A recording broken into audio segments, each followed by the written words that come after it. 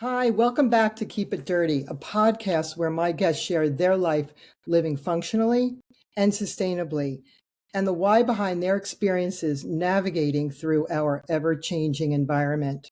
And I am your host, Leslie Dowling.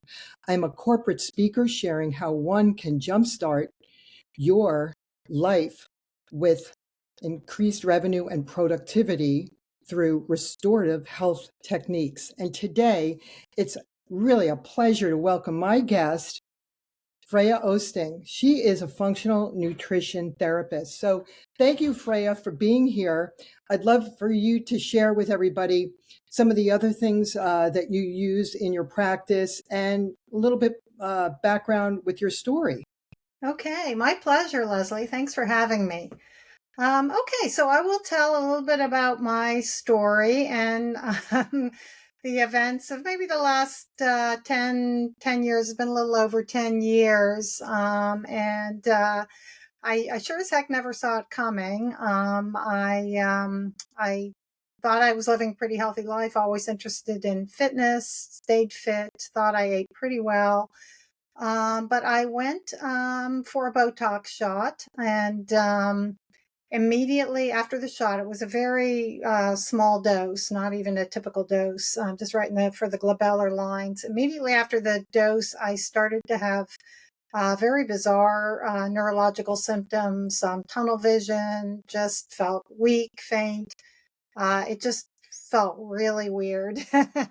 Somehow I recovered. Driven to New York. I drove home 2 hours and I just felt off. And the symptoms went on for some time. And ultimately, I ended up with botulism, which is a rare side effect from Botox. If you watch the TV commercials, it's termed spread of toxin effects, which is basically a euphemism for botulism, which is a horrible neuro toxic illness. Basically, your nerve synapses can't communicate with each other very well, and you become very weak. I had a terrible time just chewing and swallowing my food. Breathing was just very laborious. You can barely have the strength to move your lungs.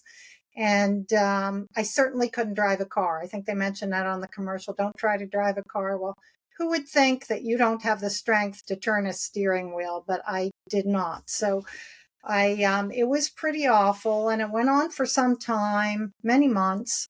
And at a certain point, I could walk a little bit, short distances, not far. I would go out in my yard just to be outside and sit and pick some weeds and so forth. I ended up with a rash all over. I didn't think much of it. But then I started getting progressively weaker and weaker, lost the ability to walk. I was in a wheelchair for a while. Went down to UPenn, saw a doctor there, and he said, "Oh, Botox doesn't cause botulism." Well, it turns out that it's on the label of every single box. It has a black box warning because it does cause botulism. But I ended up, when I came back from UPenn, I climbed up the steps to my room and I got in my bed and I became completely bedridden. I was so weak that I couldn't move. I required total care. I had to have a caregiver come in and take care of me. I couldn't get out of bed by myself. It was pretty awful. I had no idea what was going on. I mean, I literally could not even hold my head up or sit up. And it just didn't seem like I was getting better at all. It went on and on. I became very depressed. I didn't know if I'd ever be able to move again. I felt trapped in a body that I couldn't understand. And at one point, I was able to make an appointment with a neurologist in Richmond, Virginia. My husband and son carried me down the steps, loaded me up. My sister came and picked me up and drove me down there. And then they, her and the doctor picked me up, put me on the table. She examined me. She said she had no idea whether I would ever get better again, but that she had surprisingly, with her patients, found that those patients who just believed and had faith somehow that they would get better, somehow she had seen miraculous healings. So, and that was a bit of a turning point for me. I didn't mention earlier in the process when I was at my absolute weakest after I'd come back from UPenn. I had a near death experience, which was not anything that I ever in my life, actually believed in. I was raised in a very kind of intellectual type family. We didn't believe in God or anything spiritual. We just, when you died, that was it. But I felt my spirit start to leave my body and move towards something that was just incredibly, incredibly beautiful.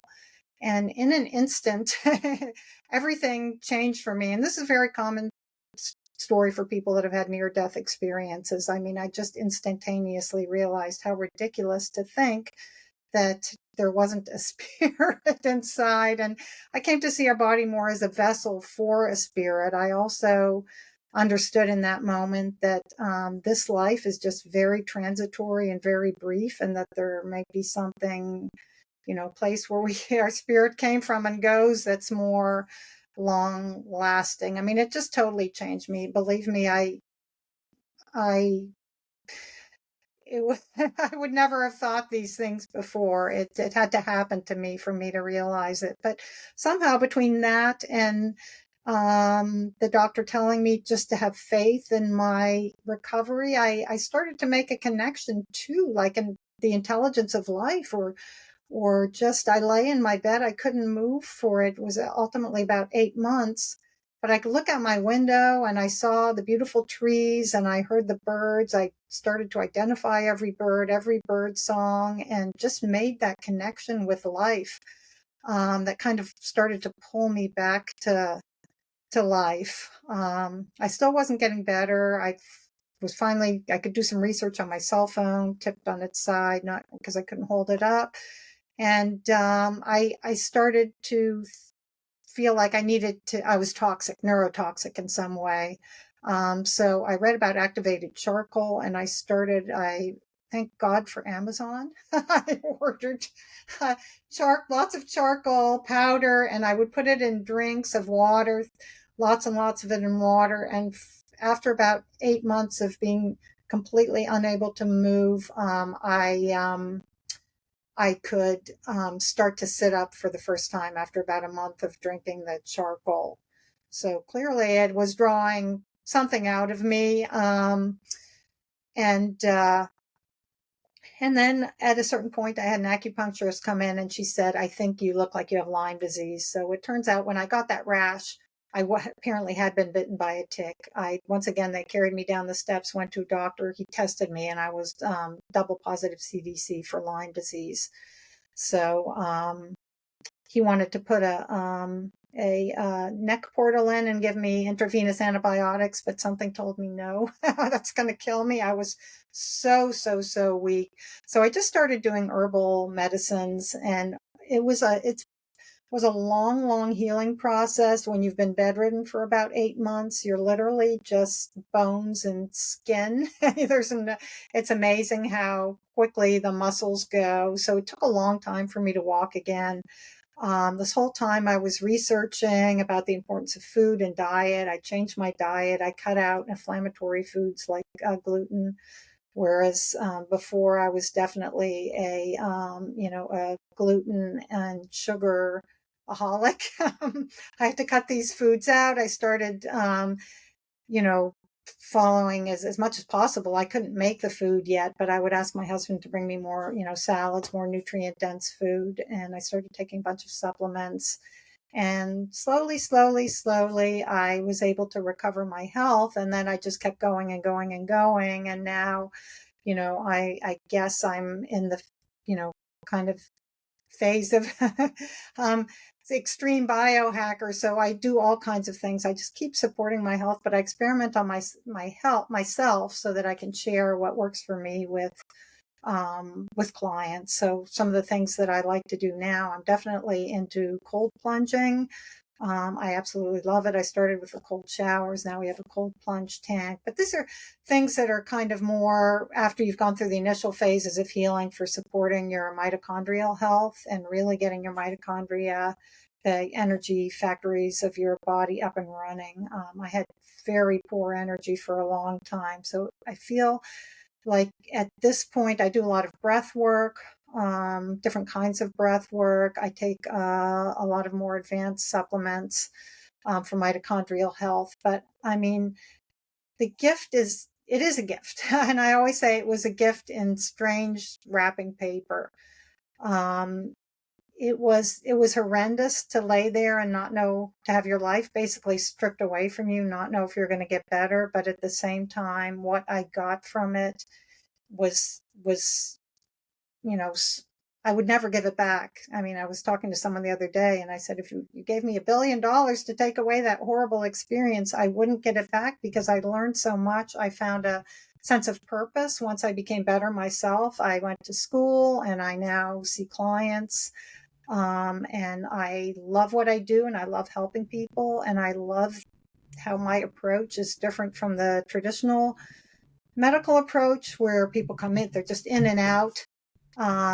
There's no real interest in the person. I went to the doctor the other day. I mean, he was a nice guy and everything, but it's like, God forbid you stray from the script, because then he's not gonna have enough time to go see the next patient. People who are sick, they need to be heard. If you could just make the connection with them and let them be heard and offer some kind of, positive support.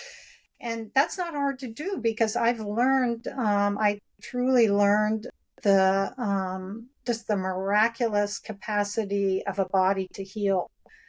I mean, it's just amazing if you give it what it needs and you remove the things that are bugging it, which for everyone is different. Everyone has their own puzzle, and you have to try to find the pieces to help them heal.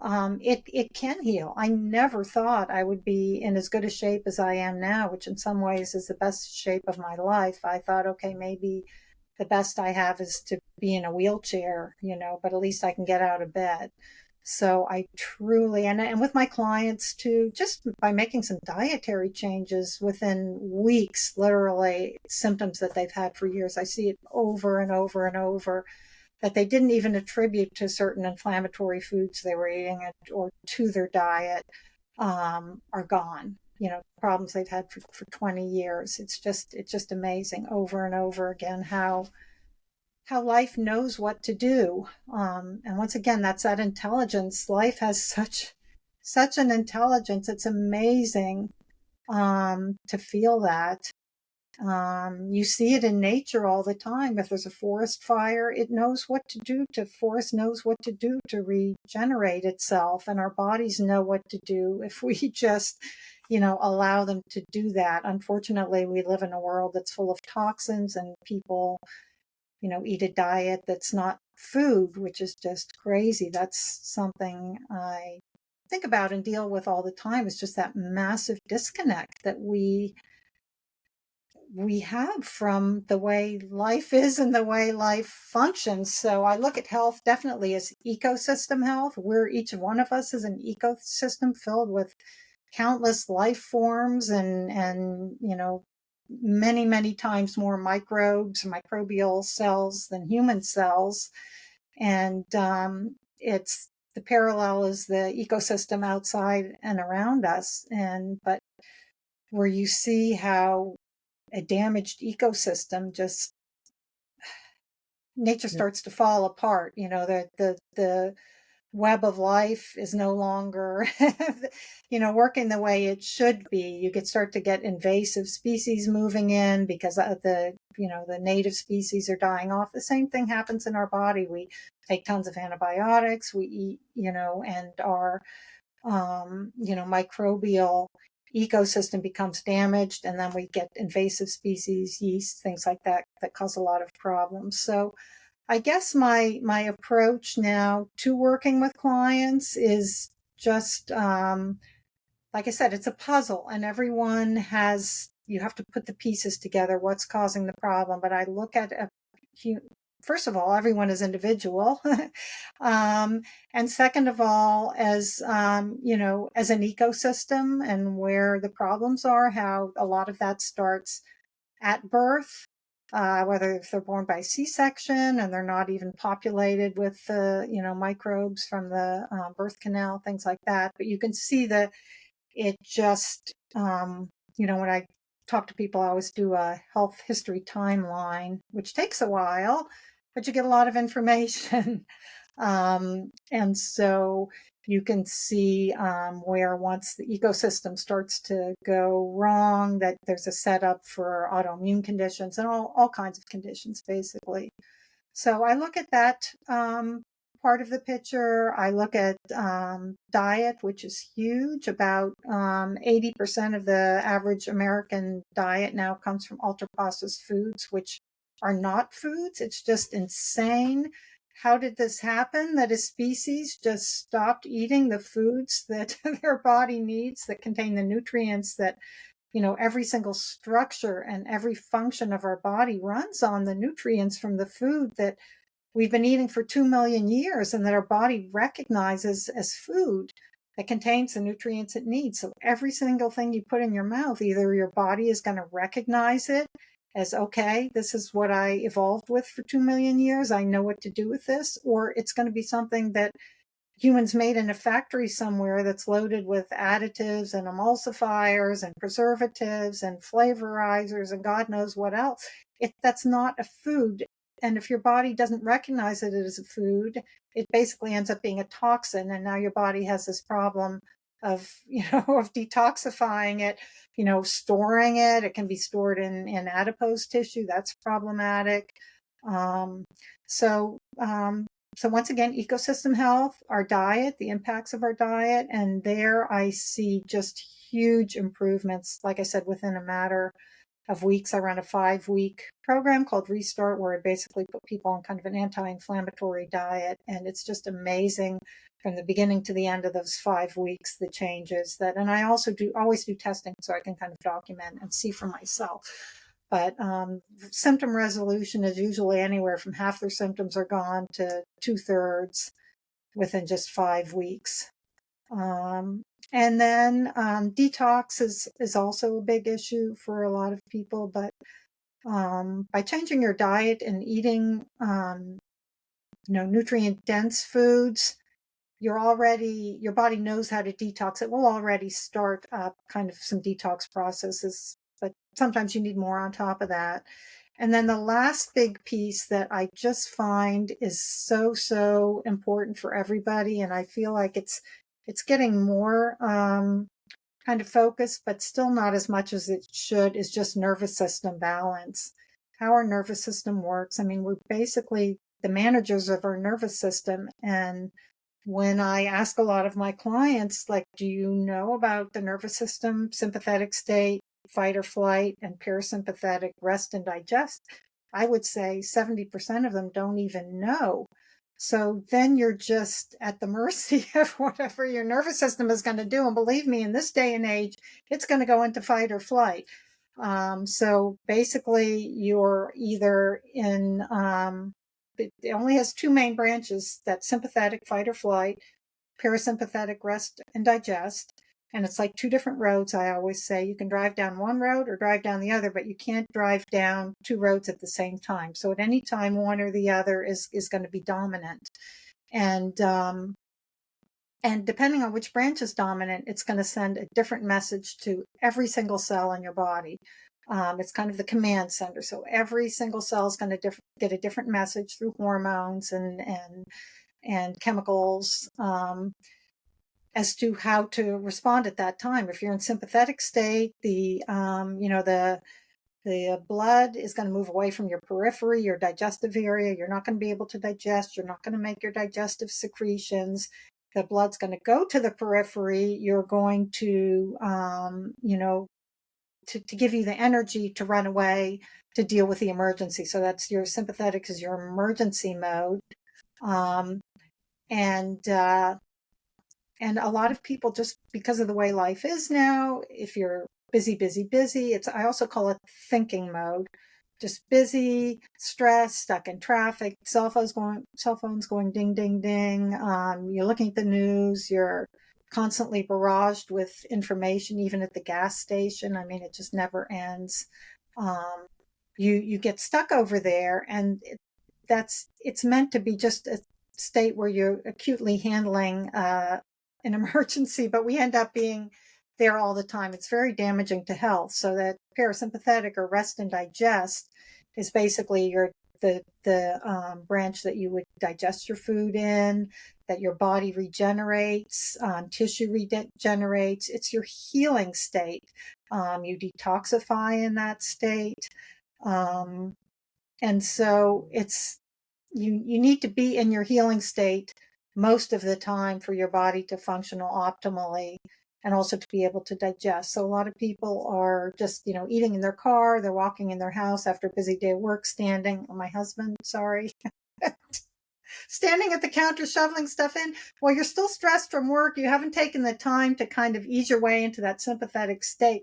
There's no way you're going to be able to digest your food adequately, because you have to be in parasympathetic to make the secretions, in your mouth and your stomach, your intestines, to adequately break down the food and absorb the nutrients.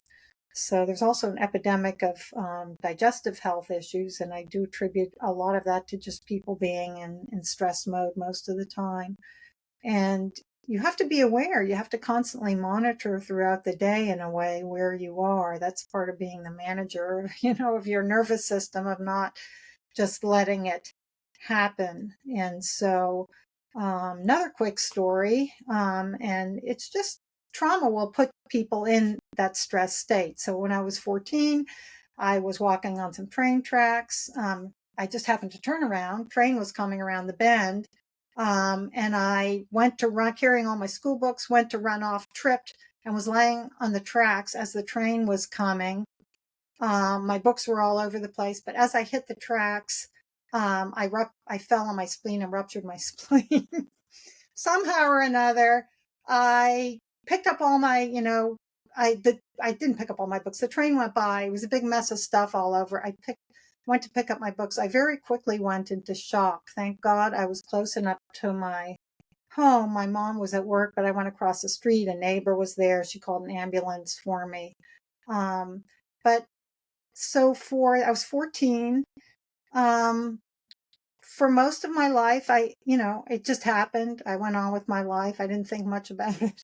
But that and any kind of trauma literally ramps up your nervous system. If you don't know, if you've had trauma, you're going to have a person that has a ramped up nervous system. And then it doesn't take much for you to, ramp up even more. And that's where it gets ugly. Anxiety, panic attacks, things like that. So that was a piece of my puzzle when I had to recover from my illness, is that I was so terrified by everything that happened. And it was already on top of a nervous system that was so ramped up that I would literally, go into extreme sympathetic, or parasympathetic, which is basically freeze state. So I'd literally collapse. I was just everything was so scary, not knowing what was happening to me with botulism and the Lyme and stuff like that. So I truly, at a certain point, I came to the understanding, I realized, okay, I have, what happened to me and at this point, 40 years ago, has affected my whole life, and I didn't even know it. And that's why it's so important to do the work, to look at the whole puzzle and see all the pieces. And I would not hesitate to say that anybody with kind of a complex chronic type illness is going to have some neurological involvement, and they're going to need to work to get themselves into that healing state. Number one, because being sick long-term is scary, but number two, there's an underlying, I think, tendency to, maybe for hypervigilance or kind of an extreme sympathetic type state. Yeah, So, that's really so I do fascinating. a lot of things. I mean, in addition to eating well and exercising and, breath work, things like that, I've incorporated it all into my day. So I don't really think, oh, it's taken this much time. But when I look at it, it does. But I do things to try to calm my nervous system. I start my day with a morning reset. I go outside. I like grounding, be just walking barefoot on the earth. I do it year round, even in the winter on the snow and ice. It feels great. But it's very important too to get we used to get the, the electrons from the earth. That used to be part of what charged us up, just like sunlight. And now we wear rubber shoes and we don't get that. But I go out and I say a few things that really calm my nervous system. And I'll, if you don't mind my sharing, I think it's important for Yeah. everyone to Because come. then I have a quick question for Yeah. you about the spiritual, but I want to hear this. This is amazing. Share Yeah. it for So everybody this to is what, hear. so I tell my clients, I do recommend that they all come up, with what works for you, a few things in the morning to help reset your nervous system. So I walk out, I look up in the sky, I just feel the immensity of life. And I say, thank you for this life with its challenges and its joys, because I know there's always going to be challenges, I've been through hardship and pain and loss in the last few years, and we all do, and it's always going to be there, but there are always the joys too. So thank you for this life with the joys and its challenges. Fill me with light and wash out the darkness. I mean, because there's always dark thoughts, and I literally just imagine light pouring through me, and that whatever darkness, whatever, this uneasiness I have from the night or dreams or whatever, I just imagine it going down into the earth. Then I say, fill me with love that I might pass it on to others, because I really do feel that in a way is our purpose as human beings. We're social beings. I feel like we're connected to each other, and, that feels good to pass love on. And then I say, guide me and let me follow the guidance. So sometimes there are things that I want to do that aren't necessarily the best thing for me, but I can somehow make a connection with life. And I just ask that it, correct me if I'm doing things that, aren't the best for me. I won't go into what those are, but I do find that it works. Sometimes I'm going to do something and I know that it's not really going to support my health in the best way. And then somehow that little voice just kicks in, that your gut voice, which is, the intelligence of life, that just, it's a different type of, I used to be, guided by my head. I was a runner for years. I blew out my knee in a marathon, and sometimes I'd have knee pain, and I'd say, okay, I'm just going to take some Aleve and wait 30 minutes, and then I'll go out and run on my knee, which of course wasn't better because I took the Aleve. But that's how your thinking gets in the way. But then you have this nice gut voice that speaks more calmly and intuitively, and it just says, that's not the right thing to do. So anyway, that's what I say every morning. And honestly, it makes a big difference to me how my day goes. If sometimes I'm traveling and I don't get a chance to, and then there's a part of it where I just sit quietly and I don't know, I might meditate briefly or something like that. If I don't do those things, if I'm somewhere, if I get swept into my day, sometimes I just feel like I'm a little bit untethered. So anyway, Yeah. those are all things. Yeah. Yeah. Wow, Freya, you have a lot. And in the sense that through your obstacles and hurdles in life, you would have not been the person you are today, like you were saying, if it wasn't that. And I think the problem, as we are both fellow practitioners in functional health, is like you said, we're so bio-individual and we are like walking chapters in a book. Yeah. So the book that you read on XYZ is going to be different than this book about something else that is another person.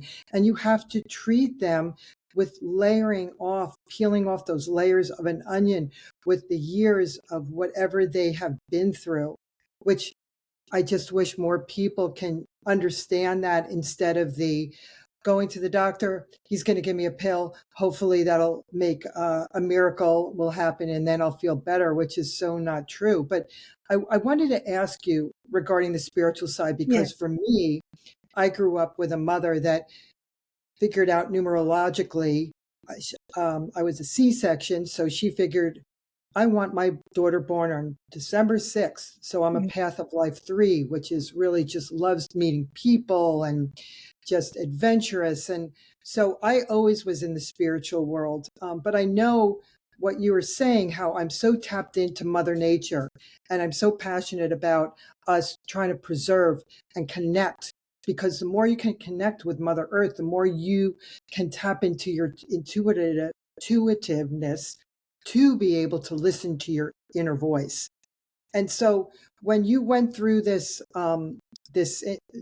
near-death experience, did you see, after going through that you are really connected with spirit, and you are so connected with listening more to your inner voice and creating that heightened intuitiveness? Because Yeah, I mean, 100%. I started to just notice nature. Like, I always liked walking in the woods or whatever, but now I notice so much, and I feel like I observe and learn from it. It's just so wonderful. I mean, that connection with nature, it basically is the same. It's just you're connecting with a outward, an outward version of it and an inward version. It's all the same to me. It all is that wonderful kind of intelligence of life, or, spirituality and connectedness. And I just feel, as I said, that mankind has somehow had a massive disconnect with this, modern civilization. I mean, there's still some,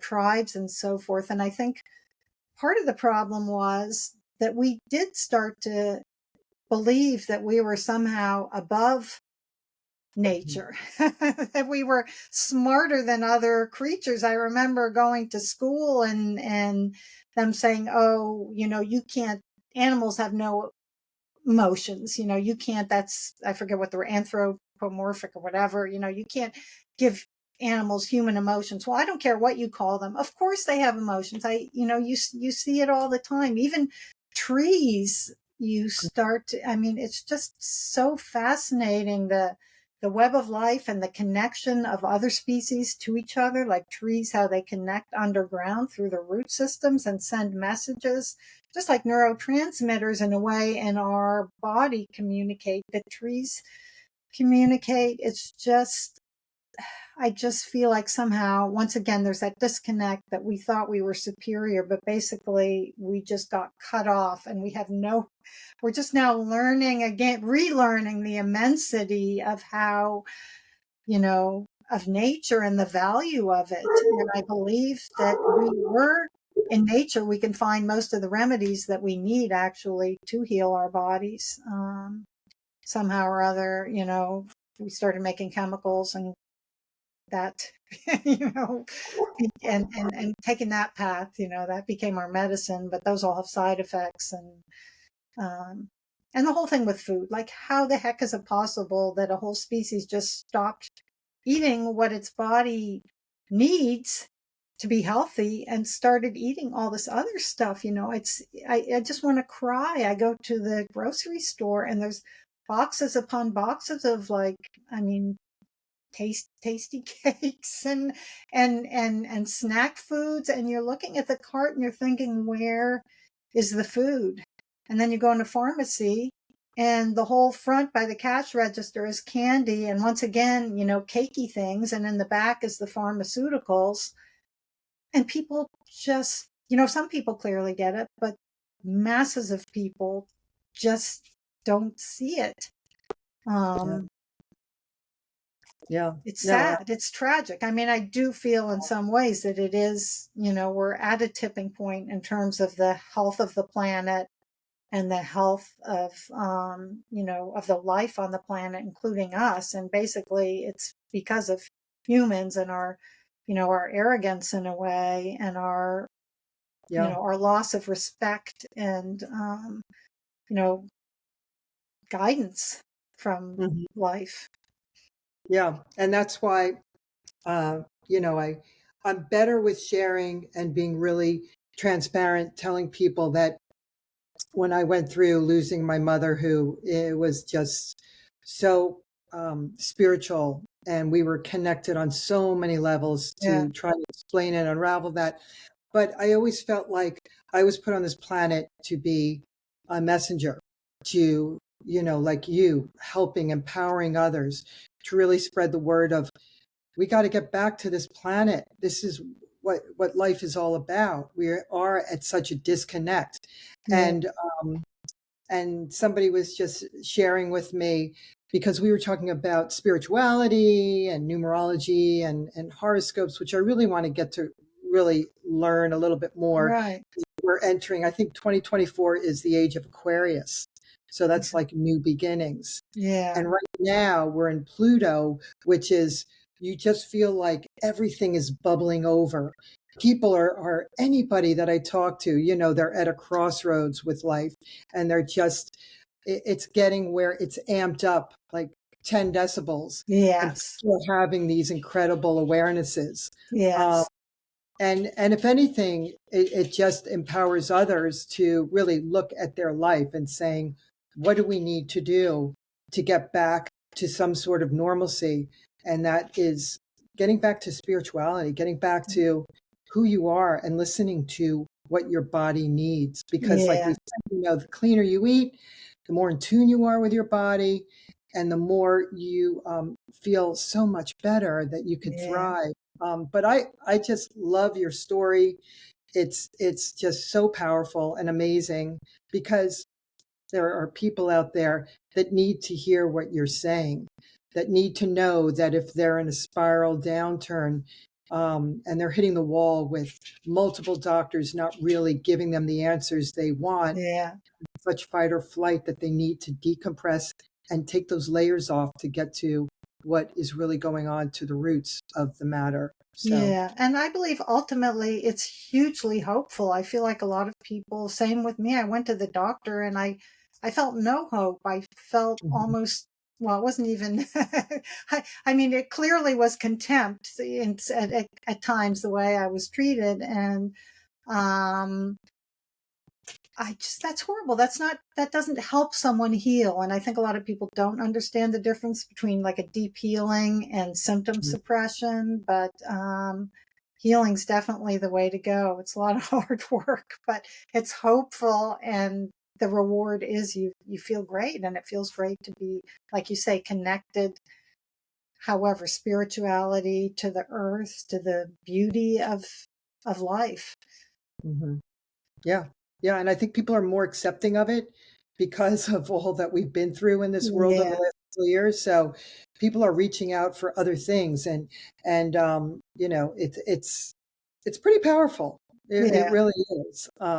So if everybody heard the pitter patter, that's my Vishla.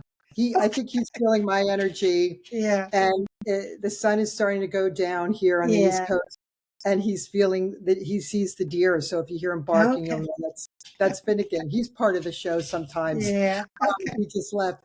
But yeah, so I would love for you to share with everybody, how can everybody get in touch with you, if they want to reach out to work with you, have any questions. What is your website? Okay. Yeah. My website is bio dash logicnutrition.com. That's all one word, Logic Nutrition. And my email address. Do people give you email addresses or just the website? Okay. It's Yeah. salad, SALAD 0247 at gmail.com. Yeah. So And are you have offering any packages for the new year? Anything that you want to share? yeah, Uh, I am offering packages for the new year, and it's a 7-week program, basically, anti-inflammatory diet, but um, you'll see lots of benefits. Inflammation goes down, sleep better, usually, clothes fit better, mental clarity, things like that. And I do offer some programs at Building 7 Yoga and Wyomissing, and I think I'll be offering a program there again in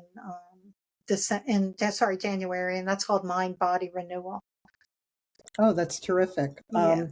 And wow, so there's so many other questions. I need to have you on again, because it's really fascinating. And it's really the fact that we've noticed, just from what you have shared with us, that there are no quick fixes in life, that this has been a long journey, and you have Yeah. to unravel illness, when dealing with a lot that you have gone through. So, Yeah, it is. Definitely a lot of pain and but so worth it. So worth it. I wouldn't, like I said, I wouldn't have it any other way. Well, I want to thank you for being here today. I know this was something we've been trying to get on the schedule for a while now. Freya and I are local here in the Berks County area, and she does amazing work. So thank you again. Yeah, sure. Thanks for having me. It was Yeah, fun. absolutely. And if everybody, the viewers and listeners today that are listening, if you're enjoying my podcast, please, if you want to show some love, subscribe, listen to some of the shows, and if you want to rate and review. And also, I just want to thank everybody who has written such wonderful reviews. A lot of my guests just saying that they really enjoyed their conversations and the questions that I asked today. And going forward, having people on reviewing. So thanks again, Freya. I Okay. will see Thank you you, around. Leslie. And thank you, everybody. And we'll see you soon. Bye. Bye-bye.